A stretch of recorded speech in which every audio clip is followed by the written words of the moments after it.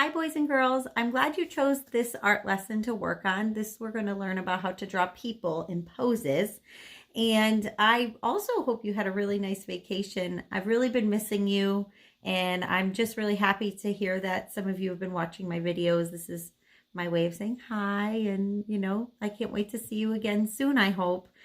So this project, actually, I have these really great pictures in a book that I'd like to kind of show you and talk to you about.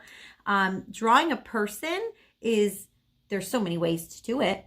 There really aren't any rules how to draw a person.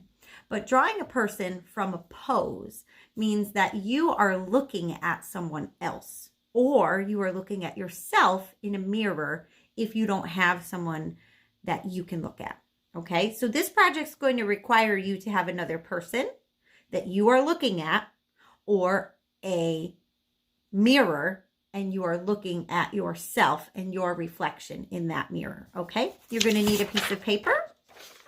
And I know that a lot of us keep forgetting about our background. So when you do this drawing, I really want you to think about a background and where is this person? Maybe it's you in the mirror and you're showing the place that you're in right now in your drawing, or maybe you're going to create a new background. Okay, so here is the book that I actually took some pictures of this book, but I thought it was really great, so I just wanted to read you a couple of parts.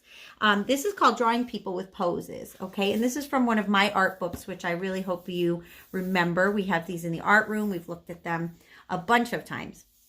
But the greatest thing about this book is that it talks to you about how real famous artists have kind of done this. Okay, so this is the example I wanted to show you. This one right here is by Mr. Millet.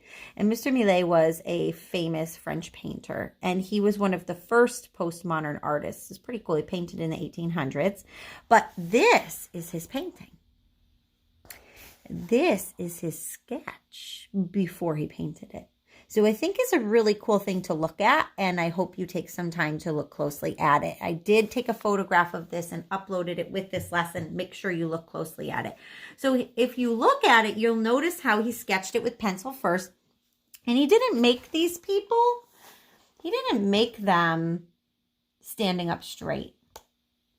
Look at how he made them all in very different poses. This woman is kind of starting to lean over, or maybe she's coming back up, but there's definitely emotion there.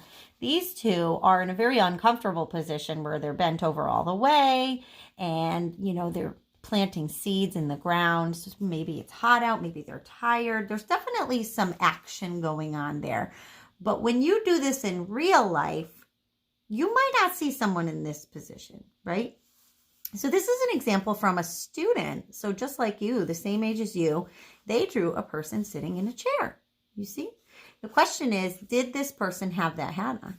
Did this person have those shoes on? Or did this student add those details to make it more interesting?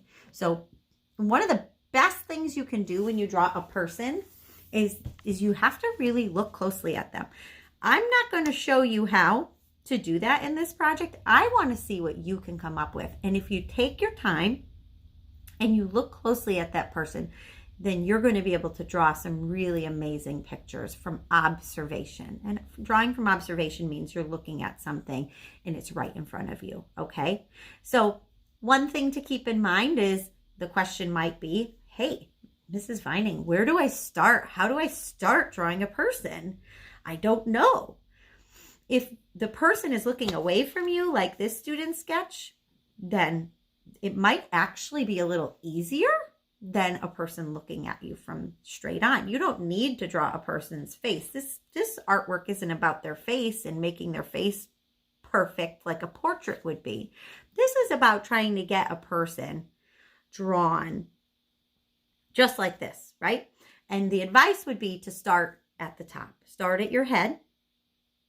Start at their head, start at the top. And once you start at the top, and you just keep going all the way around until you get to the bottom. So you'll notice that there's a shape, and that is called a contour, and contours go around something. So sometimes we're used to looking for, hey, look, this is a shape. Hey, look, this is a shape. And we've done that a lot in the art room. But for this project, we can do that. That might be easier for you to look for different pieces, but it also might be easy for you to look around the person that's sitting in front of you and have fun with the pose that they're in. You know, ask your mom or your dad or your sister. You might be able to ask your dog to sit, but they may not stay for very long. They might, your mom or your dad or your sister or your brother, they might have to sit for a while. Okay. And if you really want to catch them, do it when they're not paying attention. Like, don't even ask. Maybe you'll catch your dad or your mom sitting on the couch watching a movie, and you could sit there with a pencil and a paper and sketch them. Okay, so again, don't forget about the background. Think about the person. Get them in a pose. This is all about a pose, drawing them with a pose, and adding some kind of special element to your sketch. Have a great time. This is a really fun art project to do that even grown-up artists practice. As you saw Mr. Millet and how he did his drawings, he sketched them first and then he added some colors. So I can't wait to see yours. Bye.